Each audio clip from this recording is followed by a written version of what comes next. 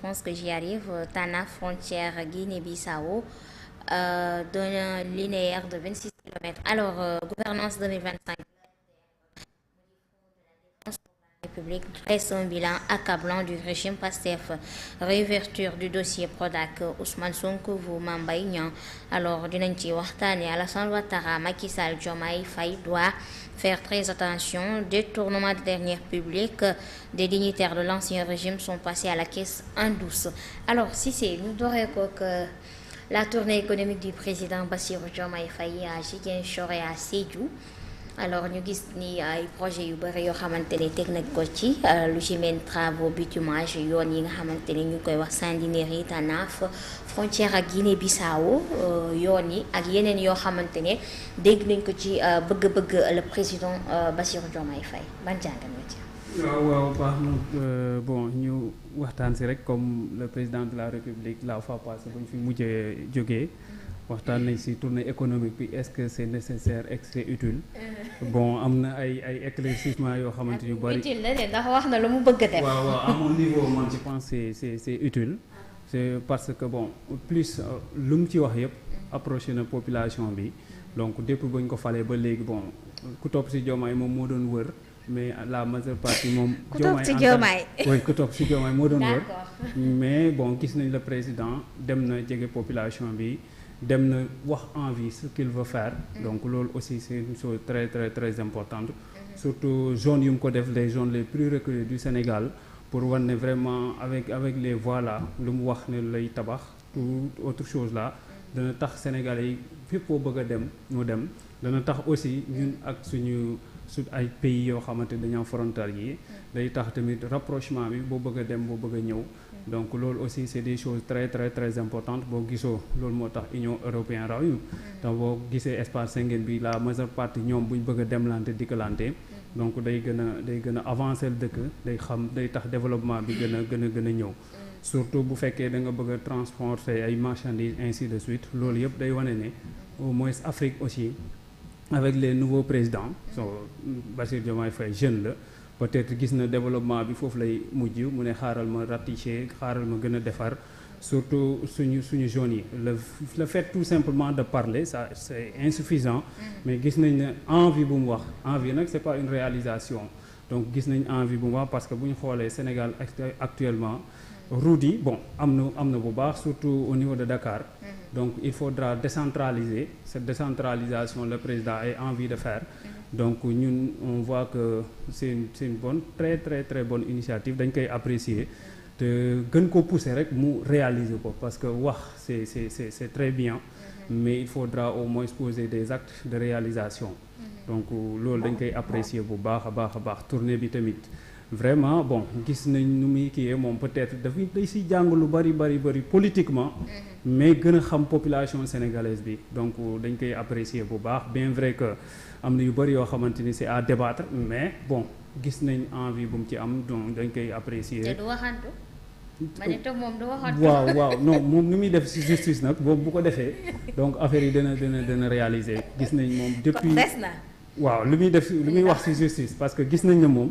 donc depuis mu ñëw bon am na volonté pour mu libérer la justice bàyyi na justice bi donc loolu bu ko defee rek bàyyi tamit ministres yi décentraliser leen jox leen seen prérogative donc loolu dañ gis ne vraiment avancement lay doon donc dañ koy apprécier bu baax en attendant suivi bi ba xam nu muy demee alors gis nañ tamit à Ziguinchor wax na ne benn nouvelle bu neex boo xamante ni l'aéroport de Ziguinchor danañ ko livrer fii ak avril 2026 loolu tamit joyau bu neex askan ba fa nekkee ndax man je suis de la Casamance loolu daf ñuy neex. oui effectivement loolu aussi c'est une très bonne chose sànq rek bu ma koy wax damay wax ne la décentralisation bu mu limiter tout simplement ci administratif bi.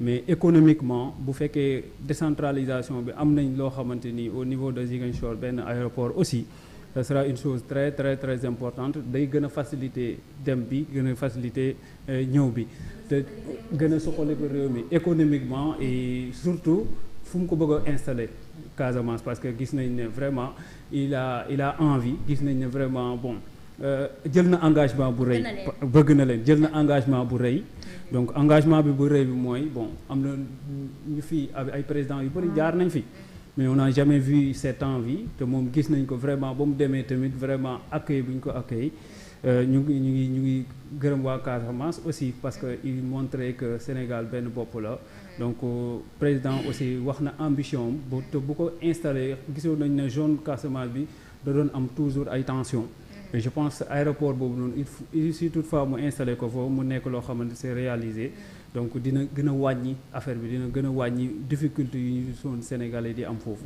donc je vois des belles initiatives donc initiative yooyu nag je pense la réalisation te bu ci foncé rek incha allahu rabbi dina kii maintenant la chose la plus importante mooy lu mu c'est-à-dire lu ñu wax yépp ak Sénégal lu ñu ko gisee léegi bon je pense économiquement fonds yi amul donc bu waxee ne peut-être danañ ko réaliser avant bon peut-être moom am na lu mu yaakaar donc dañ koy def apprécier ko di ko xool nag en attendant comment il va faire bu ko defee daal vraiment dana gënal ñëpp gënal Sénégalais yëpp particulièrement la jeunesse et surtout dans cette zone-là donc c'est une bonne réalisation c'est une bonne initiative on attend la suite. D'accord. Ouais. Alors El Hadj Mbow yow aussi le président à Ziguinchor et Sédhiou alors wax li nga xamante ne bëgg na ko comme ci ay travaux yow it ban lecture nga ci am. Bon merci beaucoup Séri. di waxaat encore rek que boo nekkee président. C'est bien beau nga descendre sur le terrain pour nga xam li nga xam ne ni mooy sa besoin population yi lu ñu laaj. teel koo def. mais man def am li nga xam ne dinaa ko ci souligner tuuti. parce que tey bu fekkee ne yaa ngi bëgg a construire ay route boo wàccee ci terrain bi ñoom war nañ la wax lan lañ besoin d'abord y a ce qu'on appelle des actions urgentes. yi nga xam ne ni am na au niveau de Casamance. parce que bi ñu waxee tournée économique rek. on va parler le mot économiquement parlant. te bu ñu waxee ci économique waxuñ nag infrastructure bokkul ci. mais ku wax Casamance tey war nañ xam ne tey ñooñu agriculture bi développé na côté boobu noonu. donc xam naa nag posé na question waaye Tànneef ak waaye Sandiniéry yi. laaj leen ne yoon bu ma leen bëgg a defaral nii diggante Tànneef ak Sandiniéry yi est-ce que moom moo nekk seen action urgente d'abord. avec la situation économique du pays. parce que dañuy wax ne le pays actuellement il est en 4e sous-sol. bu ñu naree développer presque 26 milliards. et le mettre dans une piste. boo xam ne diggante Tànneef la ak Sandiniéry yi est-ce que amul beneen action bu ko gën a gaaw mooy wàccee 26 milliards yi teg ko ci table bi jënd gerte waaye Casamance d'abord parce que Casamance tey am na ci ñoo xam ne ni tey jusqu'à présent est-ce que ñu ngi war a jaay ñu ngi mën a jaay seen gerte ji loolu tamit war nañ ko mën a xalaat bu laalee yoon bi na laalaat beneen côté bi ndax bu ñuy jàppale dëkk boo xam ne ni tey mun naa wax ne dëkku kaw la comme ñun fexe leen nga jàppale ci lu ñu gën a bëgg le fait nag nga décentraliser foofu noonu tabax ko. loolu c'est important parce que les bonnes routes ne se limitent pas tout simplement à Dakar et à Thiès et à Mbour war nañoo mën a dem yóbbu ko au fond du pays pour ñu faciliter la circulation des biens et des personnes. loolu moom ànd naa seeg moom d'accord naa seeg moom bu baax a baax waaye li ma koy wax mooy promesse électorale ak promesse économique duñu benn parce que tey. kon da ngaa jàpp promesse électorale. non parce que xam nga tey. li ma ko bëgg a gisee mooy.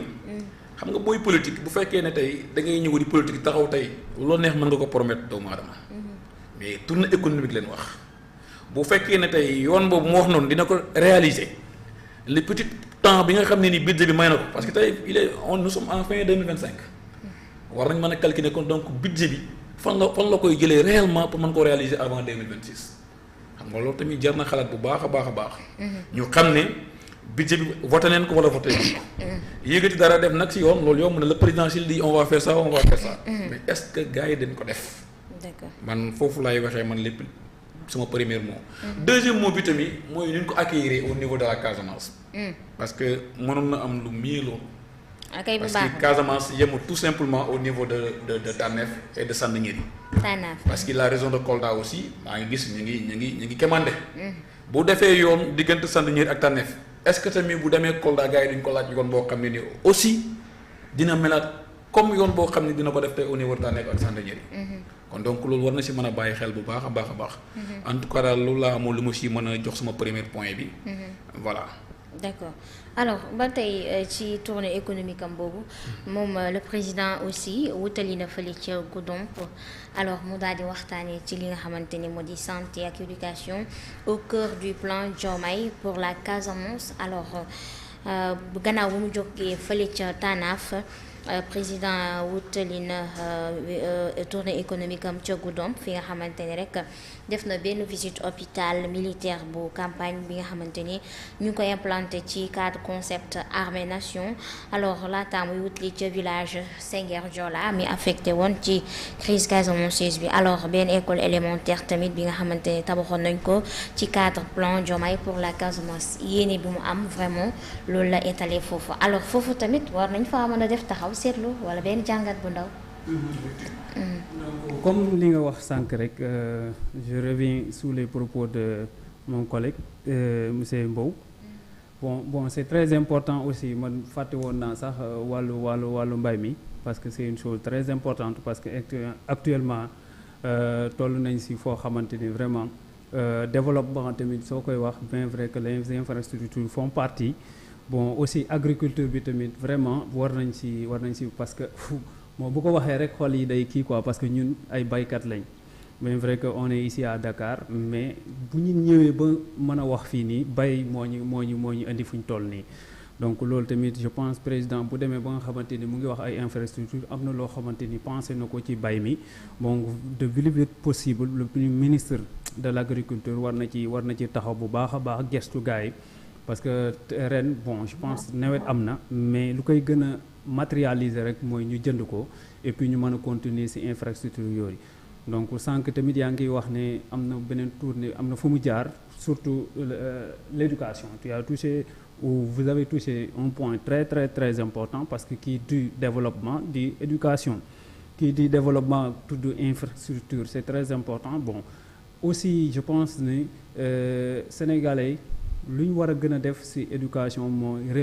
réorienter l'éducation sénégalaise donc je pense président Diomaye est dans la voie donc c'est toujours des promesses aussi parce que il est le président de la République donc léegi war na lépp loo xamante ni mu ngi koy wax parce que il a la main mise sur la gestion du pays xam na lu pays bi attan xam na lu pays bi attanul donc lii duñ koy wax sax bëgguma sax ñu di ko wax ay promesses dafa war a nekk loo xamante ce sera des choses réalisées parce que promesse avant élection yi boobu sax mënoon nga mën di fi jaaxa di xool ndax parce que xamagoo woon carrément ce qui se passe à l'interne et si toutefois après une gestion du pays je pense 2 ans yi mu ngi waaj a mat donc xam na carrément budget bi lu mu attan xam na carrément lan la war a def pour réaliser ces choses là et je pense que promesse bi tamit c'est une source de benn levier boo xamante nii la dina ko may si toutefois que mu bëgg deuxième mandat je pense dina ko bëgg deuxième mandat donc loolu dina ko mën a tax bu baax a baax mu atteindre objectif am donc je pense décentralisation ba ma doon wax mooy ñëwaat rek donc les choses ne se restent pas à Dakar il faudra sortir en dehors de Dakar pour au moins mettre des points yoo xamante ni ñun ñu nekk ci àll bi danañ si mën a gis bu baax a baax suñu bopp lu may gën a insister encore une fois bien vrai que le président ou le gouvernement a donné le prix de l'arachide mais il faudra les matérialiser njëgu gerte gi mais nag nañ voilà ñu sóoraale si te ñu teg loo xamante ni parce que boo joxee njëgu effectivement jox njëgi gerte gi ba pare joxoo ñu koy jënd aussi c'est bu fekkee ne gouvernement bi amuñ xaalis boo xamante ni war nañ ko jënd parce que Sénégal lañ wax ñu autoriser yeneen pays ñu ñëw jënd ko et puis baykat bi génn ci parce que baykat bu bayee ba pare rek am lu mu am ba pare te amul fu mu ko jaay gouvernement bi fixé na bien vrai que il a posé un premier acte fixé na mais la matérialisation cause problème donc il faudra ñu descendre surtout le ministre de l'agriculture parce que président mënul def lépp loo gisee ministre yi c'est pour décentraliser parce que moom mënul gestionner lépp donc nañ si gën a gaaw buñ si gën a gaaw rek incha allahu rabbi développement bi day gën a gaaw peut-être tamit am na zone yu muy dem tamit si tournée économique bi zone yooyu waroon nañuy axer seen réflexion gën ko wax comme ils sont devant le président de la République donc gën ko wax seen soxla te seen soxla lu ci gën a accentuer mooy actuellement saison des pluies jeex na récolté nañ ba pare nan la ñuy def pour évacuer seen produit yooyu loolu tamit war nañ ci gën a def gisuma nag gars yi di ko souligner mais une chose très importante pour ñu souligner ko en attendant ñu jàll ci yeneen. donc loolu je l'apprécie bien en attendant voir la suite incha allah. alors El Hadj yow tamit la mu wutali ca Goudomp santé bi wax na ko ci éducation bi aussi ci plan Diomaye pour la Casamance alors ban lecture nga ci. Voilà, loolu dañ koy rafetlu rek parce que si on parle de l'éducation aussi il fait partie de levier du développement d'un pays parce que tey boo déggee naan naam da nga fekk nga nekk fa. képp koo gis tey mu jóg nekk dara rek am na fi nga jaar. soit nga jàng école français wala nga jàng école alxuraan wala daara. dem noonu da nga doon li nga war a mën a doon. bon loolu dañ koy rafetlu bu baax a baax a baax parce que ñoom dañoo mettre en place le plan Sénégal 2050. dama jàpp ne projet la ñu wax de. voilà boobu noonu. ñu teg sur place. dans 10 ans war nañu mën a fekk tey Sénégal kenn du toogati ci mbaar dans les palissades di jàng ndax tey boo demee au fond du pays. am na dëkk yoo xam ne nii man am na ku ma gis TikTok dama ko yërëm sax benn mbaar leen ko defal muy jàngal ay élèves foofu noonu boo xoolee si tu pars à Matam di nga ko fekk. boo passé aussi au sud du pays di nga ko fekk xam nga mu ngi inauguré au niveau de Goudomp mais bu laajte au fond dina am tey jàll ci école yoo xam ne ni boo demee tey CI ba wala CP ba boo demee ay mbaar nga fay fekk te loolu war na mën a jeex Sénégal parce que dama jàpp ne tey fu mu toll léegi ak éducation nu muy doxee ci suñu pays dañu génne budget bu doy ñu tabax ay écoles yu doy écoles yoo xam ne nii écoles yu mucc ayib la ba képp ku ci doog di nga am envie toog jàng. mais boo xëyee tey man ma nekk xale ñu dugal ma école ma ñëw fekk ñu dugal ma ci mbaar sedd bi di béy ko côté bu nekk di nga jékki ba ci kanam yow doo amati envie pour demaat école. en tout cas loolu dañ koy rafetlu bu baax a baax a baax. ci tànk jéego yooyu la nekk. voilà ci tànk jéego yooyu la nekk mais na gën a wër parce que il a parlé du plan Diomaye pour la Casamance. mais dëkk bi Sénégal ba tey nag Sénégal rek. bu ko defee Casamance au niveau de Goudomp boo demoon tey au niveau de Kolda tey boo ko laajtee tey di nga am dëkk yi lay limel nen fexe recenser dëkk yi bépp dëkk boo xam ne nii ñu ngi jàngale ci palissade ci mbaar yi nen fexe loolu d'ici 2035 ou bien 2030 bu fekkee dafa bëgg deuxième mandat de deuxième mandat bu fekkee réalise ko premier mandat xam na lu mën a nekk premier mandat bi deuxième mandat bi na fexe lu tout loolu mu def ko liggéeyam accès au niveau de l'éducation. En tout cas ñu ngi koy rafetlu bu baax a baax parce que si on parle de l'éducation moom kooku moom du am benn baaraam bu ci war a mën a tuum. lu gën ko encourager mu topp yoonu président Macky Sall comme lu muy def rek. parce que si yoon boobu la nekk. waaw kay wane nga fu ngeen ne. waaw waa APR la on comprend alors. non mu ne projet plan Sénégal non plan Sénégal moom Macky Sall moo ko moom quoi yow ñi teg ci projet. non président Diomaye. non vision 2050 projet. bon votre vision 2050 plan non plan bi moom teg nañ ko à côté yéen ñu ngi ci projet bi quoi. vous avez tiré jusqu'à 2050 et je sais très bien que jusqu'à 2050. waaw am na ñoo xam ne dañ ko mën a xaar. et un projet mis en place. ñoo xam ne du leen fi fekk de. waaw mais waa ji day pare. mu jox kii pare jox kii. non loolu mooy vision bi quoi. nekkul na Diomaye mooy dem ba 2050. non ñoom ñëpp ñoo bokk mbir mi. moi je dis que premier mandat bi. képp ki nga xam ne entouré na Diomaye. wallaay si bilan bi la bokk. mënoo fexe ba génn. non Diomaye day ñëw defar. yemale fii. keneen ñëw defar yemale fii ñoom ñëpp ñoo bokk. après nag muy dem ba 2050 parce que d'ici 2050. mais nu ñu bëgg a doxalee nii est-ce que dina yegg 2030 sax. ñu bëgg a doxalee nii. pourtant ils ont bon bu ñu suivre Diomaye rek ils sont sur la voie de pour développer. mais am na lu des. mais y a des intrus am na lu des. actuellement nous sommes en crise économique notre pays en crise économique. am na lu des lu bëri loo xam ne war nañu ko mën a joyanti. bu fekkee ñoom nii lañ bëgg a continuer. je vous le jure 2050 bi ngeen wax noonu ça sera très compliqué pour ngeen yegg parce que yéen da ngeen taxawul sax ba ngeen ànd ba ngay may pare di jox ci parce que tey mais quand même tey man su ma paree woon. il est prêt mu pare jox ci nu ma gis affaire bi xëy ni non neexum de. non ceeb bi neexul. waaw ceeb bi neexum de. waaw mais parce que tey. lu mu lay sax premier mandat bi pareegul rek nga gis ay transition nga gis ci loo xam ne nii vraiment am na ñoo xam ne nii xëpp nañ ci ceeb bi yàgg na politique Sénégal wala. waaw mais yàgg na fi mais bii moom dafa bett ñu bëri parce que bi ay seex leen xam nga auparavant on ne parlait pas des jumeaux mais maintenant dafa am jumeau politique bi nga xam ne ni incarné nañu ko moom leen jaay nañ ñi léegi jumeau nag bi ñu ko waxee nag bu dee Ousseynou ak Assane la mais Assane bu defee erreur tey di ànd ak Ousseynou chaque jour ñoom ñaari yéen affaire bi noonu la. d'accord voilà da ngaa bëgg a wax 6 ak 9 la. waaw 6 ak 9. Ah bon? parce que bilan bi ñoo koy bokk. d'accord voilà.